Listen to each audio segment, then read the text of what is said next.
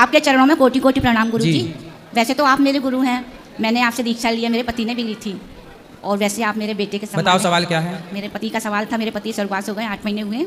उनकी बहुत इच्छा थी कि तुम गुरु जी से प्रश्नोत्तरी करना। उनका कहना था कि जब राम लक्ष्मण और सीता जी वन को गए थे तो लक्ष्मण जी सोए नहीं थे, है ना, आप कहते सोए नहीं थे, तो उनको अहिरावण कैसे ले गया पाताल? कब पाताल ले गया था अहिरावण राम और लक्ष्मण को? तो वो तो देखो ऐसा है ना कि वो अपनी माया से रच कर ले गया था, वो तो माया भी था। अच्छा, राम जी का वनवास 14 वर्ष का था जी, ठीक है, और लक्ष्मण जी जो मेघनाथ था उसने वरदान मांगा था कि 12 वर्ष तक जो नहीं सोएगा उसके हाथों में मरूंगा। तो लक्ष्मण जी के 12 साल कंप्लीट हो चुके थे। अच्छा, क्योंकि वनवास 14 साल का था। तो 2 साल एक्स्ट्रा। अच्छा, इसलिए तो उस समय उस रावण ने माया रची और माया से उठा करके प्रभु को ले गया। प्रश्न मेरा ये है कि जब ब्रह्मा जी यज्ञ के लिए बैठे थे और सरस्वती जी श्रृंगार करने के लिए चली गई थी तो लेट हो गई थी। तो उन्होंने गायत्री का आह्वान किया था गौ माता से, ठीक है, तो फिर वो यज्ञ पर बैठी, फिर उसके बाद वो कहाँ गई? कौन? गायत्री, जो गौ माता के मुख से गायत्री जी ने पुष्कर में तपस्या की। अच्छा, तो गायत्री जी पुष्कर में तपस्या करने चली गई और वही गायत्री आज हम सब जपते हैं जिसका प्रभाव है। हाँ, ठीक है। एक और क्वेश्चन है, जैसे कोई मनुष्य अकाल मृत्यु होती है, मरता है तो वो भूत वगैरह ये योनि में चले जाते हैं, तो पशु पक्षियाँ ये सब इनका भी तो अकाल मृत्यु होता है, तो ये लोग क्यों नहीं ऐसे होते? क्यों नहीं होता है किसी को गाय ने पकड़ लिया, भैंस ने पकड़ लिया, मतलब अकाल मृत्यु के बाद ये उस योनि में क्यों नहीं जाते, सिर्फ मानव ही क्यों जाते हैं? ऐसा है कि 84 लाख योनियां जो होती हैं वह योनियां भोग योनियां हैं। मनुष्य जो अपने कर्म करता है अच्छा या बुरा, जैसे बुरा किया तो वह मनुष्य ही कुत्ता बनेगा, वही मनुष्य गधा बनेगा। तो गधा बनकर जो कार्य करेगा वह केवल उसका दंड होगा, उससे वो कुछ अर्जित नहीं कर सकता, ना उसे पाप मिल रहा है ना उसे पुण्य मिल रहा है। इसलिए कुत्ता अपने कर्मों का केवल दंड भोग रहा है। 33 करोड़ देवी देवता होते हैं, 33 करोड़ भगवान नहीं होते। भगवान कितने होते हैं? भगवान एक हैं। एक, जैसे हाथी के पाँव में सबके पाँव आ गए, ये कहावत सुनी है आपने? हाँ, क्या मतलब हुआ इसका? हाथी के पाँव में सबके पाँव आ गए, बताओ इसका मतलब क्या हुआ? सभी मतलब एक बड़ी एक ही भगवान, मतलब बड़ा करोगे तो आप छोटी चीजें सारी उसी में आ जाएगी। हाथी के पाँव से बड़ा पाँव किसी का होता ही नहीं। तो हाथी के पाँव में हर जीव हर सबके पाँव आ गए। उसी तरह एक नारायण की उपासना कर ली, एक भगवान श्रीमन नारायण का नाम ले लिया, एक परमात्मा का स्मरण कर लिया तो सबका स्मरण हो गया। वही हमको प्रश्न था, ये मेरा पति दूसरे के चक्कर में पड़ गया है, थोड़ा समझा दीजिए। आपके पति दूसरे के चक्कर में? बात कराओ पति से। राधे राधे गुरु जी। क्या नाम है पति? ललन कुमार जी। ललन जी सर। तो भैया कहा है किसके चक्कर में पड़े हो? नहीं सर, किसी के चक्कर में नहीं है। सही बता, बिल्कुल सही बता दो, है तो है, नहीं है तो नहीं है। किसका चक्कर बता, कौन महिला है जिससे आपको बातचीत करनी रहती है? गुरु जी पहले बात करते थे, अब तो नहीं कर रहे हैं बात। अब नहीं करते? नहीं सर। तो कौन थी वो? कौन थी? गाँव की थी। लड़की थी कि महिला, मतलब शादीशुदा? शादीशुदा थी। तो उसका पति उससे बात नहीं करता था क्या? करते थे, कुछ दिन पहले एक्सपायर हो गया। दोनों पति पत्नी के बीच में तुम्हें क्यों घुसना है? जब वो अपना पति पत्नी बातचीत कर रहे थे, प्यार से थे, तो तुम दूसरे की औरत को क्यों सेट कर रहे हो? तुम्हारी औरत को कोई सेट कर ले तो तुम्हें अच्छा लगेगा? नहीं। फिर तुम्हारी पत्नी को कोई दूसरा पुरुष अपने वश में कर ले, आपको अच्छा लगेगा? नहीं। तो आप दूसरे की पत्नी को क्यों अपने चक्कर में फंसा रहे हो? तो आपने फंसाया कि उस महिला ने फंसाया?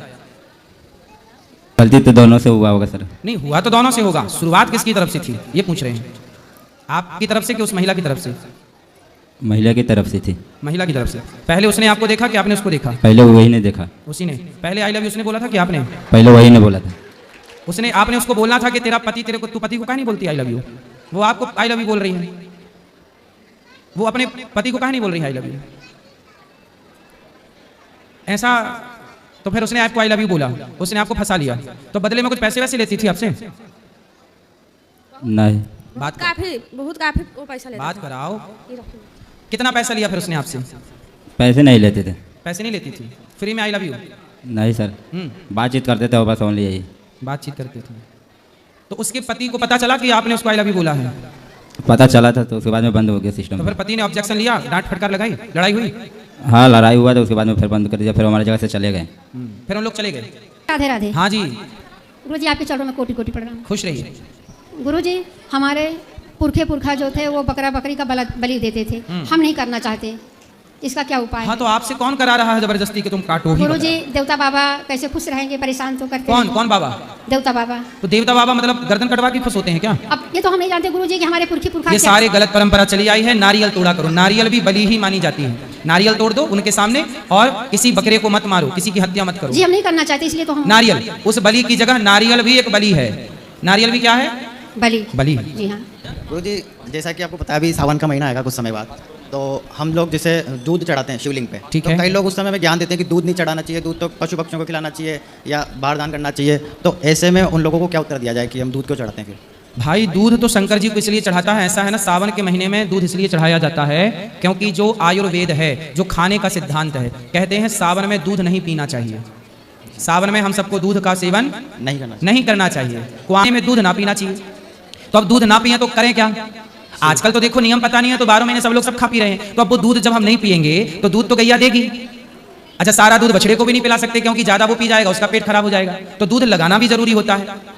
तो अब दूध का क्या करें? तो हमारे पुरखों ने सोचा, पूर्वजों ने, कि क्या करो, शंकर जी सावन का महीना शिव का महीना है, पूरा दूध भगवान शिव को समर्पित करेंगे, तो दूध बहाना का पापन भी नहीं लगेगा, शिव पे चढ़ाने का पुण्य भी मिलता रहेगा, दूध भी ठिकाने लग जाएगा। और जितने शिवालय हैं सारे कोई ना कोई नदियों से जुड़े हैं, तो दूध नदियों में जाएगा, तो नदी से मछली दूध पीती रहेगी। मछली, एक मूवी बनाने में 1000 करोड़ रुपया खर्च होता है। मूवियां बनने कितने की बनती है मूवी? कोई मूवी 500 करोड़ की है, कोई मूवी 1000 करोड़ की है, हाँ या ना? तो भाई पूछो कि भाई 100 करोड़ 500 करोड़ मूवी बनाने में क्यों खर्च करते हो? वो सारा 200 करोड़ की यूनिवर्सिटी बनाओ और गरीब बच्चों को पढ़ाओ लिखाओ योग्य बनाओ, तब उन्हें समझ नहीं आती, गरीबों की याद तब नहीं आती। शंकर जी पे 10 रुपया का दूध चढ़ा रहे हैं तो गरीबों की याद आ रही है। भाई तुम 500 करोड़ की पिक्चर बना रहे हो, क्या जरूरत है 500 करोड़ की पिक्चर की? बताइए। आप लोग भी मत देखा करो पिक्चर, क्या जरूरत है? इनके सबके भूत उतर जाएंगे। ये लोग पिक्चर बनाते हैं, अपना चेहरा चमकाते हैं और बाद में बेचते क्या है? दाने दाने में केसर का दम, गुटखा बेच रहे हैं।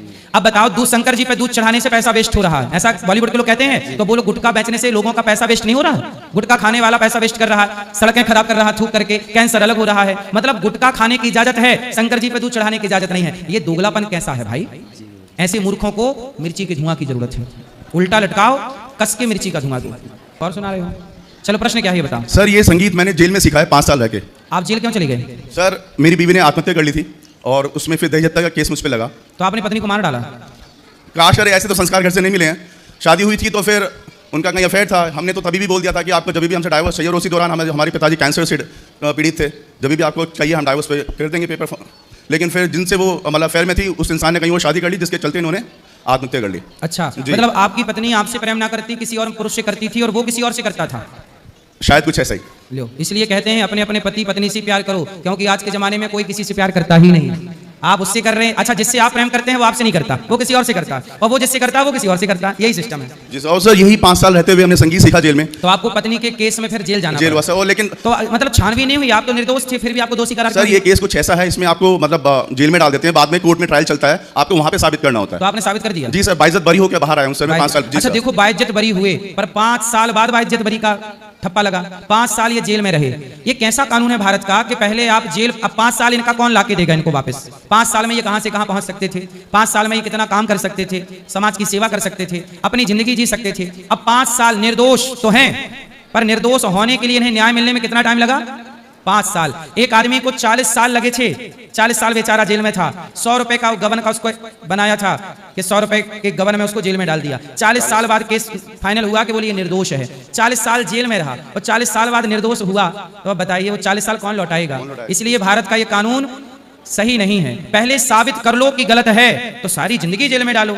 आज भारत में 80% लोग निर्दोष लोग जेल में सड़ रहे हैं, कोई दोष नहीं है। ये दोषी है कि निर्दोष है, ये साबित होने में 10 साल लग गए, तब तक वो 10 साल जेल में है। गुरुजी, गुटखा भी खाते हैं, मांस भी खाते हैं। बात कराओ।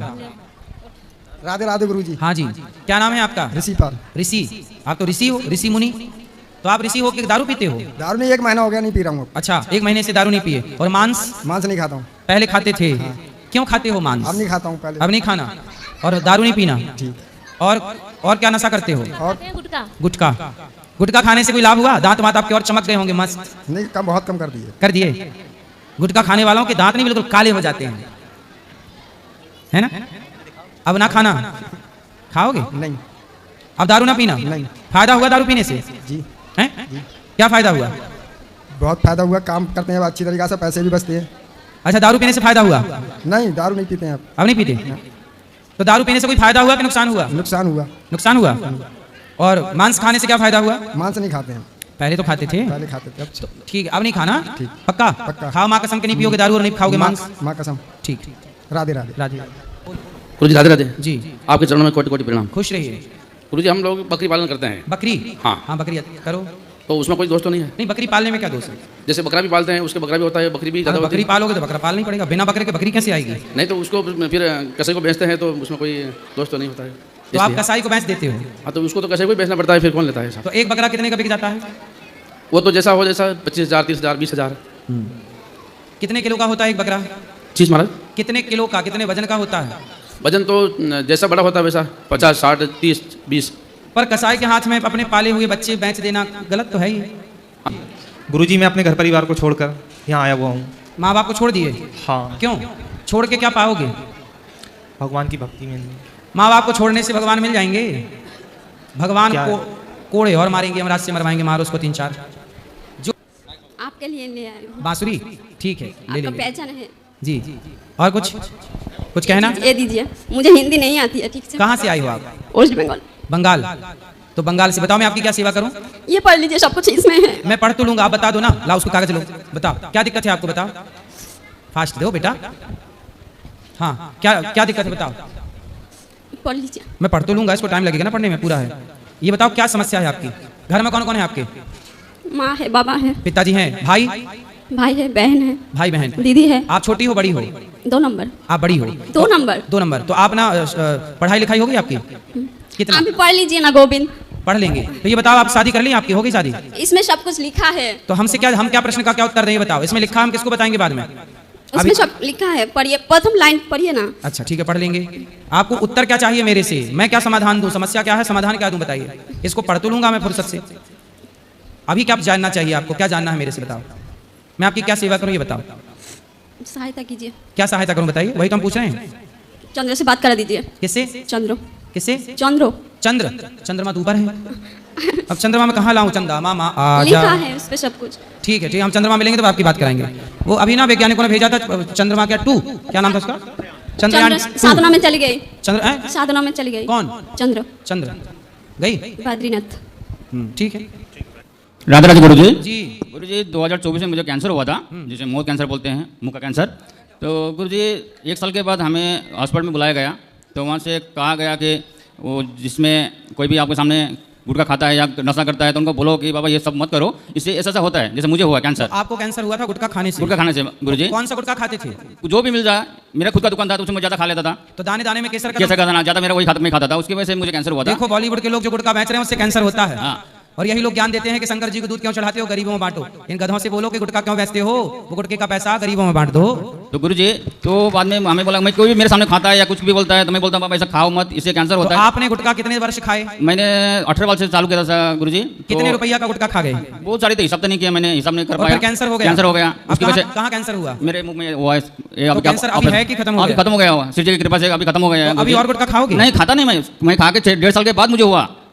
अब क्यों नहीं खाती गुटखा? अभी कहते अभी कैसे खा सकता हूँ, डॉक्टर ने बोला अभी खाने से तो पहले ये अक्ल नहीं थी आपको? तो वही तो किसी से मैं बोलता हूँ बाबा अभी खाओ मत तुम लोग। गुटखा के पाउच में ही लिखा होता है गुटखा खाना स्वास्थ्य के लिए हानिकारक है, कैंसर होता है। गुरुजी, लेकिन क्या होता है देखते देखते मुंह में लग गया, इंसान को एक बार लत लग गई तो छूटना बहुत मुश्किल रहता है। लेकिन मुझे कैसे कैसे मैं छोड़ दिया था, छोड़ने के बाद भी हो गया। आप लोग गुटखा खाते हो, ये गुटखा खरीदते हो ना 10 रुपए 20 रुपए का, आप गुटखा नहीं खरीदते, पैसा देकर कैंसर खरीदते हो, बीमारियां खरीदते हो। तो गुरुजी मैं किसी को इससे बड़ी मूर्खता क्या होगी कि पैसे से आप बीमारियां खरीद रहे हैं? किसी को मैं बोलता हूँ बाबा ये मत करो, बोलता है अरे कुछ नहीं होता, लाखों खाते हैं, तेरा नसीब खराब था, तेरा हो गया। अभी मैं नसीब पे दोष दूं खुद को।